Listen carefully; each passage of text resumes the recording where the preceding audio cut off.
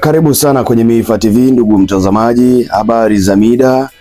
Kama ni mara yako ya kwanza basi unaweza kusubscribe, kulike na kushare ili kuendelea kujipatia taarifa mbalimbali hapa kwenye Mifa TV. Aidha taarifa ya leo ni Marekani kuingiza mabilioni ya dola katika uwekezaji wa madini nchini DRC.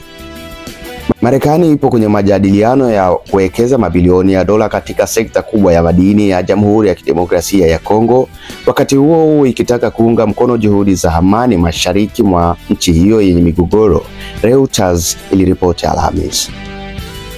Mpango huo ambao bado unakaguliwa ulifichuliwa wakati wa ziara ya ngazi ya juu ya Masad Boulos, mshauri mkuu wa Afrika kwa rais wa Marekani Donald Trump. Akizungumza baada ya mkutano na rais wa Kongo Felix Tshisekedi mjini Kinshasa, Boulos alisema Washington imechukua pendekezo la madini ya DRC kwa ajili ya usalama na kukubaliana juu ya njia ya kusonga mbele.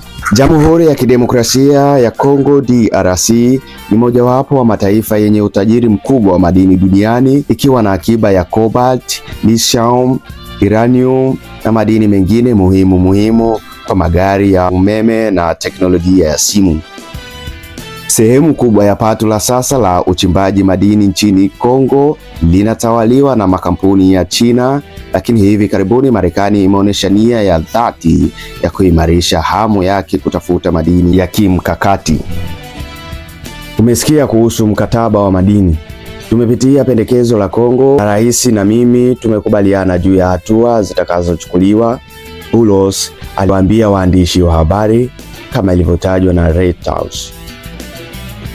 Ingawa maelezo mahususi ya mpango huo bado hayajafichuliwa, Boulos alionyesha kuwa kampuni ya sekta binafsi ya Marekani yatakuwa muhimu kwa ushirikiano wowote.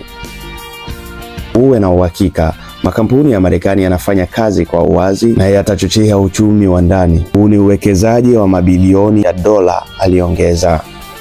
Asante, hiyo ni taarifa ambao tunakuletea hapa Mifa TV. Na kama umependezwa nayo basi unaweza kushare na wenzako.